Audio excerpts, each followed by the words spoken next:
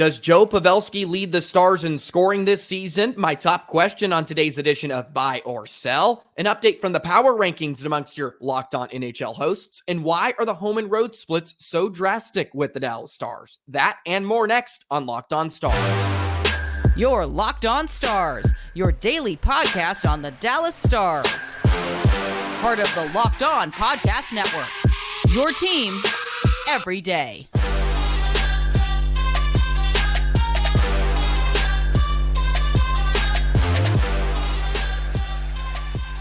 Howdy, Stars fans, and welcome back to another episode of Locked On Stars, part of the Locked On Podcast Network, your team every single day. It's a pleasure to be with you. I'm Joe Erickson, former producer, 105 Through the Fan, and play-by-play voice of the Chippewa Steel. Be sure to subscribe. We are free and available wherever you get your podcast and on YouTube. And as always, thank you so much for making us a part of your day and making us your first listen. One more day off for the Dallas Stars before they return to action on the weekend in a back-to-back, starting with the Ottawa Senators and then the St. Louis Blues on Saturday, who just recently fired their head coach. Already two head coaches fired within the Central Division, not even 3 months into the year, which is pretty crazy. How about that for a shakeup? And also want to thank everybody for the wonderful feedback and conversation on yesterday's episode. Be sure to check that out if you haven't, about some potential trade targets for the Stars. And of course, I gave you 3 right shot defensemen, which they desperately need. But today I want to play buy or sell. What are you buying this year with the Stars? And maybe some things that you are going to sell down the stretch. But first, today's episode is brought to you by FanDuel.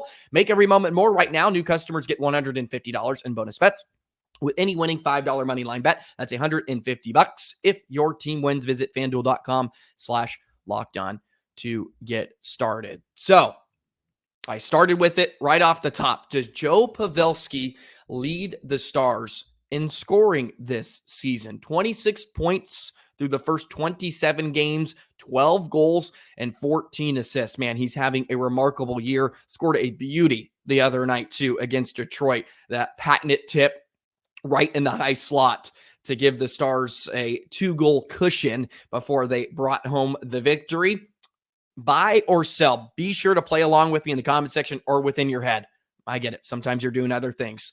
I'm going to sell this. I love Joe Pavelski, of course, but now I just feel like Robo is going to start going on a tear. We haven't seen Robo be very dominant yet. And Jason Robertson's up to 9 goals, 17 assists. He actually leads the Stars in assists, which is pretty crazy for me, saying that he hasn't really been dominant, but the top line is starting to show some signs of real life here in the last week. It kind of felt like it started in Washington, where they took over the third period, and now we're getting a more consistent effort from that trio, which can only mean good things for the Dallas Stars moving forward.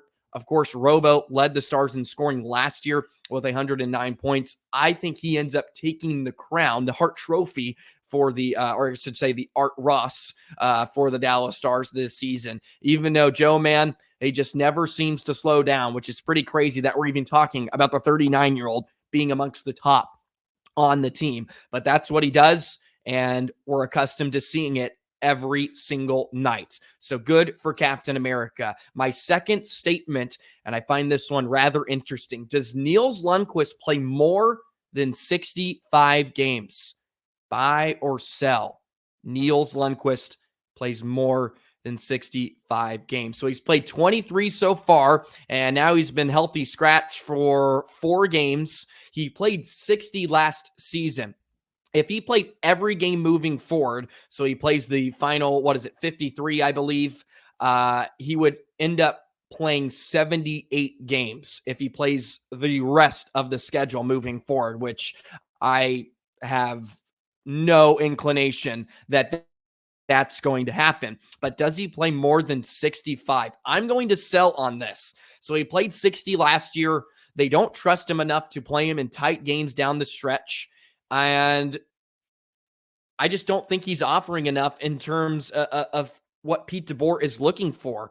And it really, really does suck to some degree because there was a lot of hopefulness about him coming into the year. He was bigger and stronger, looked more poised, and I think he's had a decent start to the year by every measurable.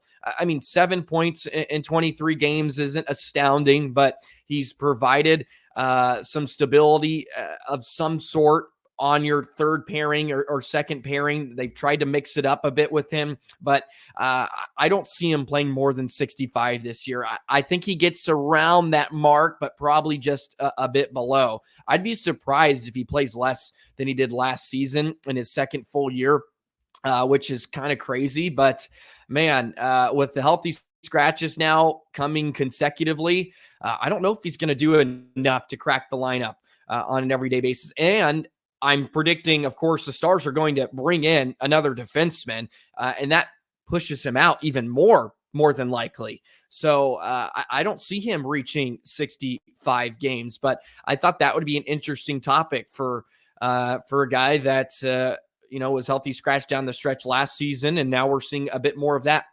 here. My third question for you: buy or sell?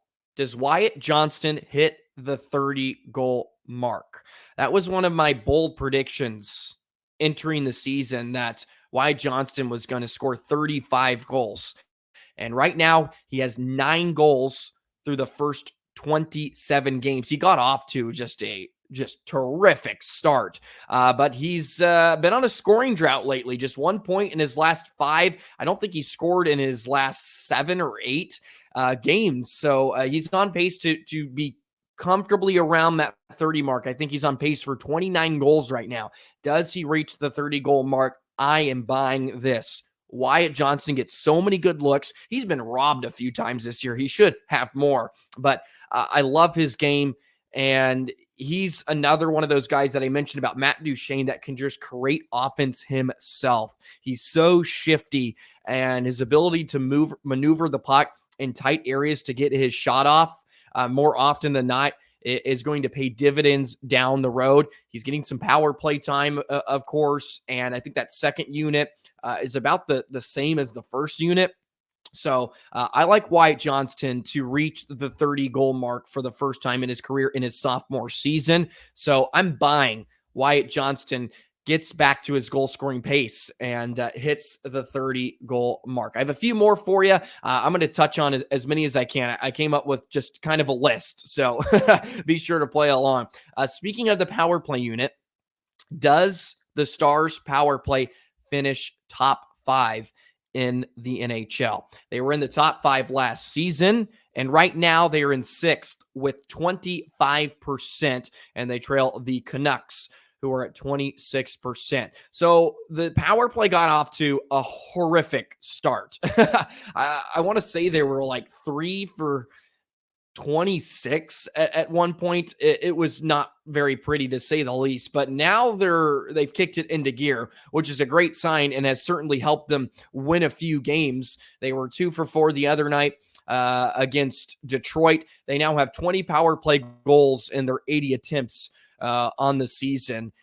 Miro's starting to look like himself a bit, which has certainly helped. And they just have such good personnel. So I'm buying the Dallas Stars power play ends up and finishes the season in the top 5 of the NHL. They are just so deep and have so many playmakers. When you have like Duchene and Johnston on your second power play unit, you're doing something right. And that first unit can be so deadly. I've liked that they've seemed to switch up their attack. Robertson is usually on that right flank, right, on his weak side, and he comes downhill in that right circle. I would love to see them continuing to have Hintz on his left wing side, on his strong side, work the puck towards the net from that side of the rink, because Robertson's being taken away. He's not been as efficient on the power play this year. Work that other side, allow Hintz to come downhill, and maybe that will open up Robertson. But on that goal against Detroit, Heiskanen moves it to Hintz, and he's coming downhill, and then he has options, right? He has been in front, taking the eyes away, or he has Pavelski, who's always looking for that high tip. Of course, Robertson's going to get his looks, and you got to work that, but teams are very keen on taking away Robertson, especially on the power play. Okay, one more statement for you. Buy or sell going forward with the Dallas Stars. Thomas Harley leads the defense and goals. He is having a great start, finding the back of the net. 6 goals, which leads the way. Miro with a couple closed the gap there on Monday. So Miro's up to 3, and Harley's at 6 in his first 24 games. Buy or sell. Harley leads the defense in goals this season. I'm buying it. As much as I love Miro, and I will praise him till the end of time, I like Harley. He has the ability to get shots through. Miro's been able to create a lot of chances with his wrist shot and even getting shots on net, but he generates more rebounds than I would say shoots to score. I wish he would shoot to score more often. He's always a little bit more passive in terms of looking for that tip in front instead of really trying to fine twine. Harley shoots to score, and I love that out of him. And he's so crafty too.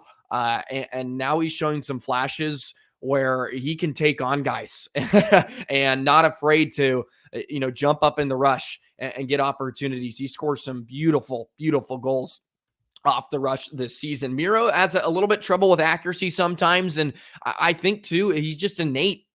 Not looking to score very much. He's looking to create a rebound or find a lane to get another guy open, which, both work at the end of the day. Plus, Harley's getting more power play time. He doesn't get a ton because they like to keep Miro out there with a second unit, and then maybe Harley picks up the final 25 and some change. If they can maybe even that out, I would like to see that. But of course, Miro leading the defensive scoring race right now with 19 points in 27 games. So those are a few of my statements. Buy or sell. Please let me know if you are buying or selling those specific statements on the Dallas Stars moving forward. And maybe we'll play this every so often, maybe on some off days, just to discuss in a bit further detail about how we're feeling about certain players and whatnot. The Dallas Stars, second place currently in the Central Division. I know Winnipeg plays tonight, so we will see how all that matches up. If they win, they'll jump the Stars. So don't come down my throat for saying they're second right now. But the NHL Power Rankings, Locked On NHL host. We all do a Power Rankings every week, and then we release it to the public. Everything is transparent here, so I'm going to be ultra transparent today and show you the Power Rankings and maybe some things you disagree with or agree with, and we'll dive into that in just a moment. Today's episode of Locked On Stars is brought to you by FanDuel. FanDuel, man, as the weather gets colder, the NFL offer stays hot on FanDuel every Sunday. Plop those feet up, put your bum in the couch, enjoy a weekend slate of Dallas Cowboys football or just NFL football in general. And right now, new customers get $150 in bonus bets with any winning $5 money line bet. That's $150 if your team wins. If you've been thinking about joining FanDuel, no better time to do it. Get in on the action. App is so easy to use, and you can do things like spreads, player props, over-unders. You don't just have to play regular daily fantasy where you pick a lineup. Just pick some spreads on the Cowboys game. They look real. They look for real, Cowboys fans.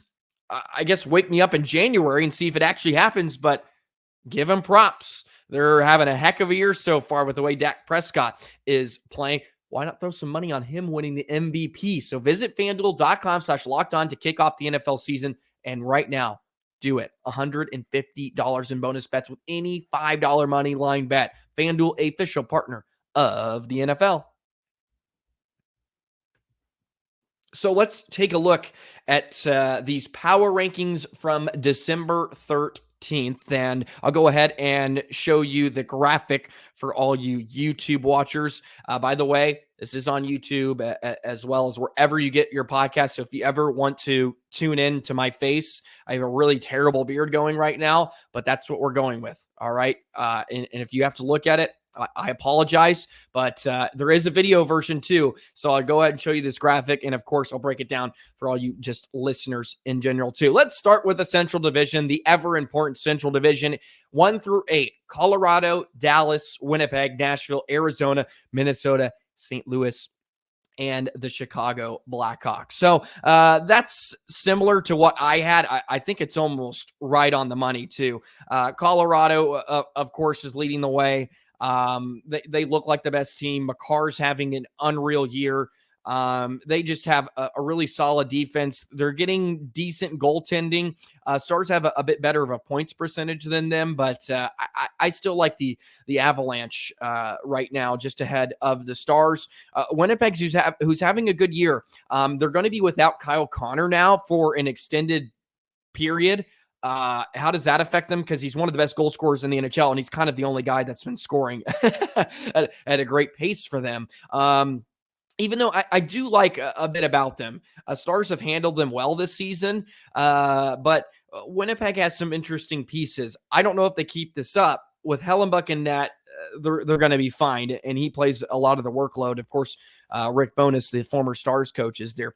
Nashville at number 4, very interesting in this. Arizona Coyotes having a fantastic season so far, man. And, I touched on it before the year. That's a team that was going to be a surprise. Do they hold on to a playoff spot this year? I don't know. They could, just with the West not being very deep this season. There's some teams that we thought were going to be better, like, Seattle and even Anaheim to some degree. And they just really haven't showed any signs of life in Calgary. I mean, I don't really trust them to get a wild card spot. I think Arizona has a great shot. I believe I had St. Louis above Minnesota. Look, Minnesota's had a good turnaround since firing Evason, but they've played some really bad opponents. Their strength of schedule hasn't been that great since that firing. And look, you fire some guy, you're going to get a little fight out of your group. It puts some guys on notice. So, but they're still 2 games under 500. Even though St. Louis isn't getting great goaltending from Bennington and they just fired their head coach, they're probably going to get some life here in the next stretch or so. And then no surprise with Chicago at the bottom, who of course comes to Dallas at the end of the month. They'll be a treat, man. Connor Bedard on New Year's Eve. That will be a great matchup at the American Airline Center. Taking some more looks, some intriguing things. The Pacific, Vegas, of course, at the top, followed by Los Angeles and Vancouver. Edmonton, they have at number 4, which I believe I had at number 4 too when I did my rankings.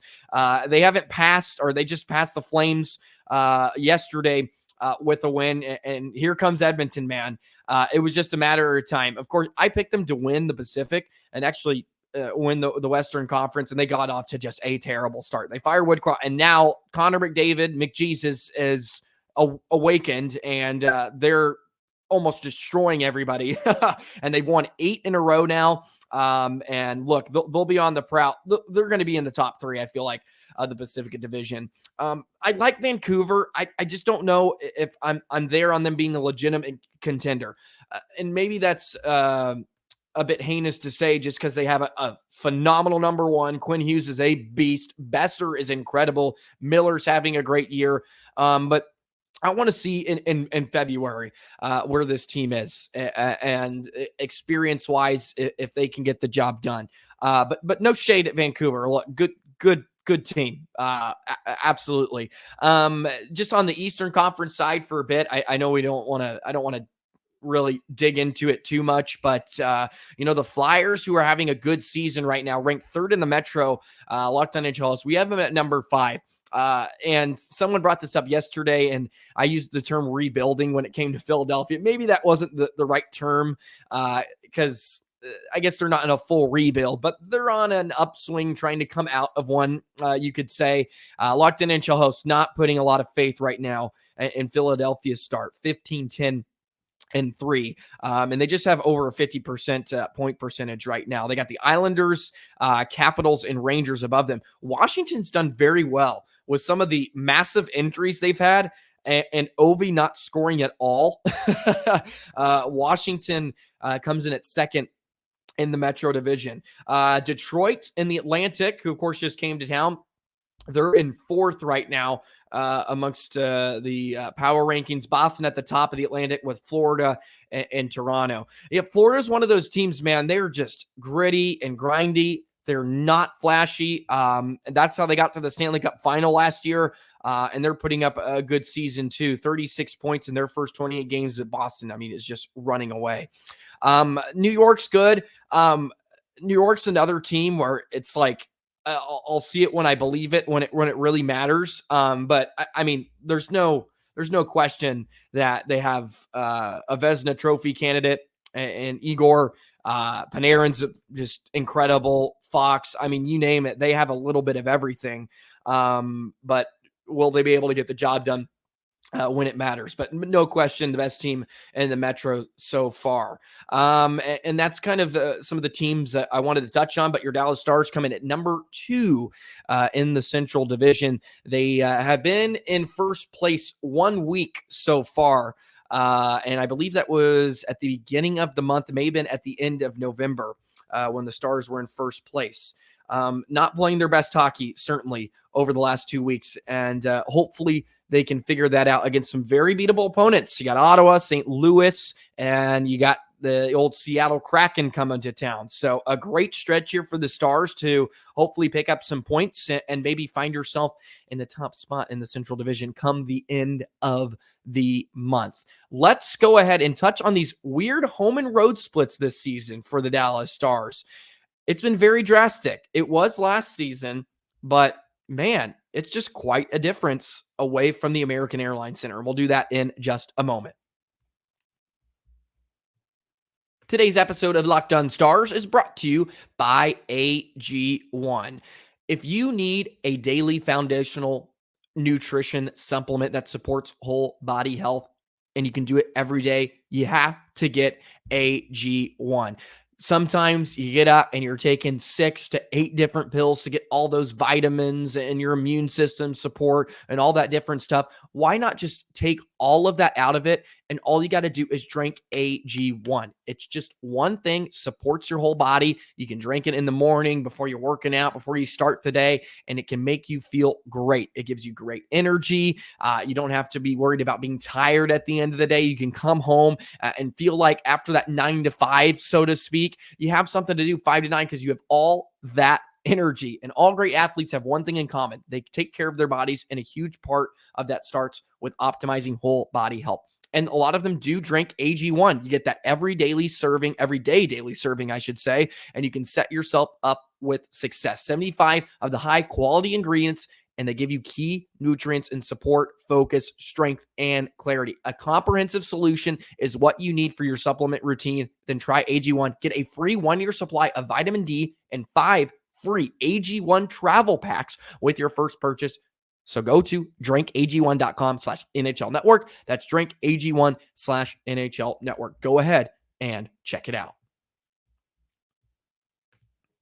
So the Stars, of course, got off to their best start in franchise history in terms of on the road. And they continued to have some pretty remarkable differences right now in terms of their home and road records and numbers. Right now at home, 7-5-1, 15 points, 9-3-2. Away from the American Airline Center, 20 points. Almost 200 difference in points percentage, a 71% points percentage on the road, and just over 50% at home. And this is something that really came to the forefront last season, where for the first time in a while, the Stars had a much, much better record on the road. And it feels like that's kind of happening throughout the NHL. I don't think the Stars are the only team that's kind of dealing with it, but it is weird to a certain degree that the Stars have not been better. That they get off to slower starts. It seems like they have trouble finding their game, and they play from behind a lot more. On the road, they seem to get out to quicker starts, get to their game. They get a lead, which is something they haven't been doing at all, regardless of on the road or at home.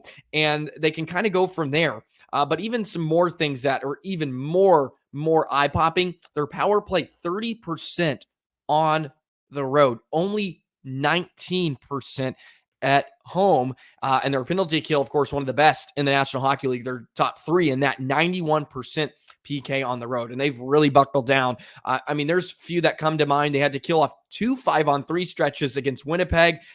They also did it against Vegas at one point, and they've really buckled down, which has helped them win games, along with just amazing goaltending.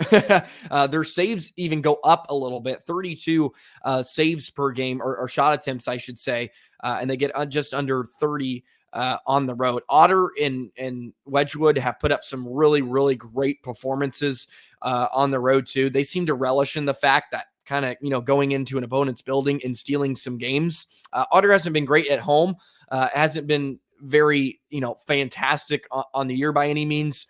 The Stars' second period has been great this year.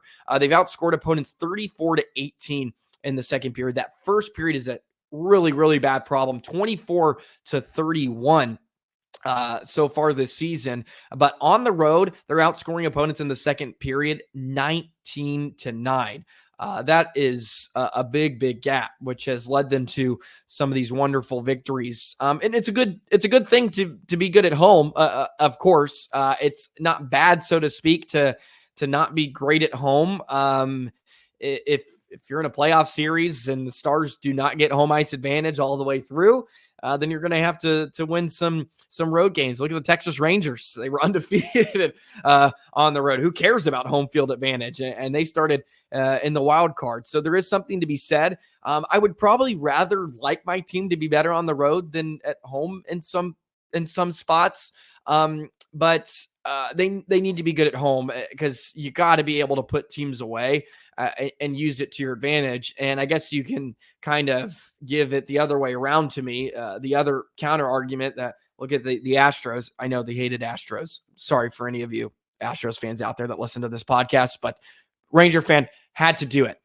They were really bad at home last season. And of course, that was kind of the end of them. They had home field advantage. Rangers go in there, pop a couple at Old Minute Maid. So it's been very interesting. I think part of it is they just play with a lead more on the road, and any team that can play with the lead is going to be much better. The Stars are 8-0 when leading after 2 away from the AAC. They've given up some leads. They've coughed up some leads at home, even when leading after 2, which is very concerning for a team that's really kind of ingrained in my memory that they're going to shut teams down, but that's just not the case this season.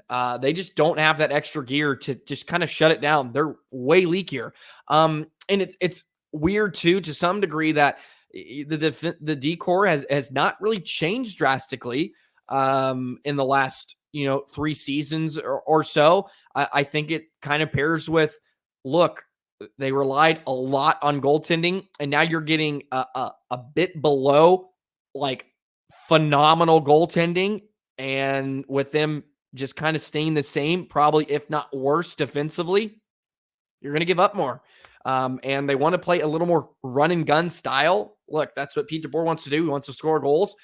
You're going to have to give up a bit on the defensive side. It's kind of that push and pull effect with those two things and how you want to play it. But Stars have a chance here, a little home road split on the weekend. Be at home on Friday against Ottawa. Just please make that a comfortable game. Stars haven't played a lot of easy ones, I feel like. Just bury this team. Bury them quickly. And then move on to St. Louis. I'll have a little bit of a preview tomorrow, of course. Be sure to check out yesterday's episode. Great stuff from everybody involved. If I don't say so myself, okay. No, I wasn't phenomenal, but I threw some names out there for some potential trade targets, but just great conversations going on in the comment section about different pieces and different guys maybe that you'd be interested, different from myself. Look out tomorrow. Get ready. Stars are back, taking on the Ottawa Senators. And I'll have an episode, of course, tomorrow. I got a game tomorrow. We wrap up our first half of the season with the team I cover. I'm flying out on Saturday to go back home to Dallas. Very, very excited to go home for the holidays. I'll land just before puck drop, actually, which is great. So I'll be locked in on the Blues game on Saturday. And then I'll be back home doing some episodes for next week. Hopefully make it out to a couple Stars games as well. Anyways, enough rambling for me. Follow me on the Twitter thing, JoeyTheJet19. I throw my decisions, my observations, whatever, inquiries out there as well. Thank you for all the support, all you everydayers out there that are listening to me ramble on this outro. Always appreciate you. Be sure to like and subscribe. Hit that notification bell. Never miss an episode. Locked On Stars, your team every single day. Enjoy the rest of your Thursday. So long, Stars fans.